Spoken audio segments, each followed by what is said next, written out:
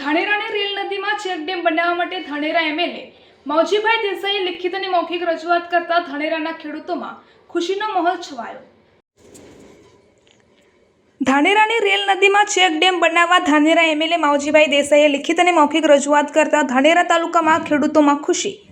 રાજસ્થાનથી આવતી રેલ નદી કચ્છના નાના રણ સુધી જાય છે, ત્યારે આ રેલ નદીના પટમાં જો ચેકડેમ અલગ અલગ જગ્યાએ બનાવવામાં આવે તો ધાનેરાના અનેક ગામડા સુધી પાણીના તળ ઉપર આવવાની શક્યતા જોવાઈ રહી છે।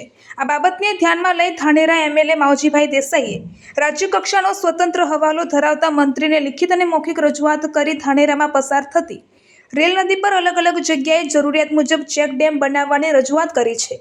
જો ચેકડેમ બનાવવામાં આવે તો ધાનેરા તાલુકાના અનેક ગામડાના ખેતરો સુધી સિંચાઈનો લાભ મળી શકે એમ છે। રેલ નદીનું કરોડો લીટર પાણી રણ સુધી નકામું વહી જાય છે, ત્યારે ચેકડેમ થકી પાણીનો સંગ્રહ કરવામાં આવે તો ખેતીમાં મોટો ફાયદો થઈ શકે તેમ છે।